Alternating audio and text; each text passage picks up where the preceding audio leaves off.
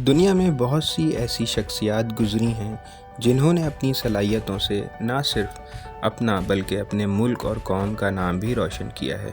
इन्हीं शख्सियात में से एक इंसान ऐसा भी गुज़रा है जिसने अपनी ज़िंदगी में कभी हार नहीं मानी और मुसलसल अपनी सलाहियतों को इस्तेमाल करके कामयाबी हासिल की। जी हाँ, हम बात कर रहे हैं वॉल्ट डिज़नी की। नाजरीन, वॉल्ट डिज़नी बच्चों के लिए हर दिल अजीज़ समझे जाते थे, जिन्होंने एनिमेटेड कार्टून्स और उनकी शॉर्ट फिल्म्स की बुनियाद ऐसे वक्त रखी जब इसका तस्वुर करना नामुमकिन समझा जाता था।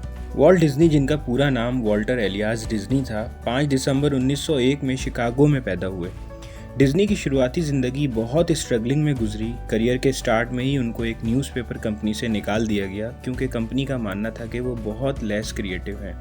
यकीनन मिक्की माउस और डोनाल्ड डक जैसे कार्टून को कौन पसंद नहीं करता, लेकिन बहुत कम लोग जानते हैं कि इन कार्टून्स को वॉल्ट डिज़नी ने बनाया। डिज़नी की फैमिली शुरू से ही फाइनेंशियली क्राइसिस का सामना करती रही। ये 5 भाई बहनों में से चौथे नंबर पर थे। जब ये 4 साल के थे तब इनके 2 बड़े भाई इनकी फैमिली को छोड़कर चले गए, मगर वॉल्ट डिज़नी ने अपनी फैमिली को कभी भी अकेला नहीं छोड़ा और हमेशा अपनी फैमिली को सपोर्ट करने के लिए नए तरीके और छोटे मोटे काम करते रहे।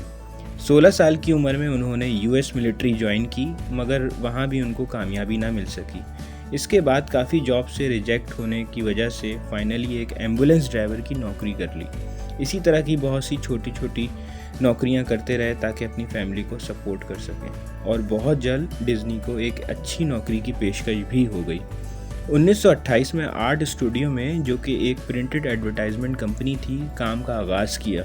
इस जॉब से डिज़नी की माली हालत बहुत बेहतर होना शुरू हो गई और जल्द ही डिज़नी एक कार्टून की शॉर्ट फिल्म बनाने का इरादा भी रखने लगे, मगर इस फिल्म के लिए ढेर सारा पैसा जमा करना एक बहुत ही मुश्किल काम था। उन्होंने अपने घर को, जिसमें उनकी फैमिली रहा करती थी, गिरवी रखवाकर शॉर्ट फिल्म को माली सपोर्ट मुहैया करवाई, और देखते ही देखते ये फिल्म बहुत चलने लगी और इसकी पजीराई दिन ब दिन बढ़ने लगी। और एक वक्त ऐसा भी आया जब ये फिल्म इस वक्त की सबसे मशहूर एनिमेटेड फिल्म साबित हुई। उस वक्त के हिसाब से इस फिल्म ने $8 मिलियन कमाए, जो कि उस दौर के हिसाब से $135 मिलियन बनते हैं।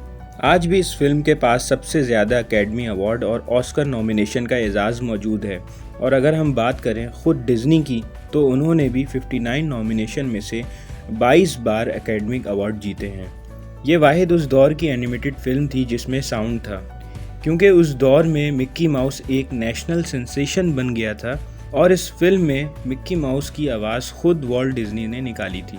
और फिर इस फिल्म के मशहूर होने के बाद इसकी डिमांड में बहुत इजाफा हो गया, लेकिन कंपनी फिर भी फाइनेंशियल क्राइसिस से दो चार थी। लेकिन वॉल्ट डिज़नी एक विजनरी आदमी थे जो हमेशा से अपने काम को मज़ीद बेहतर बनाने में लगे रहते थे। डिज़नी हमेशा से एक थीम पार्क बनाने का इरादा रखते थे, जिसके लिए उन्होंने बहुत जल्द डिज़ाइनिंग भी शुरू कर दी थी। इस थीम पार्क का नाम डिज़नीलैंड रखा गया, जो लॉस एंजलिस के करीब बनाया जाना था। इस थीम पार्क का मकसद बच्चों में एजुकेशनल और अम्यूज़मेंट वैल्यूज़ को उजागर करना था, लेकिन कुदरत को कुछ और ही मंजूर था। 1965 में जब थीम पार्क मुकम्मल होने के मरहले में था, तब डिज़नी ने इस दुनिया को हमेशा के लिए खैरबाद कर दिया। फाइनली अक्टूबर 1971 में उनकी याद में डिज़नीलैंड की ऑफिशियली ओपनिंग हुई, लेकिन ये सिलसिला अभी यहाँ ना रुका।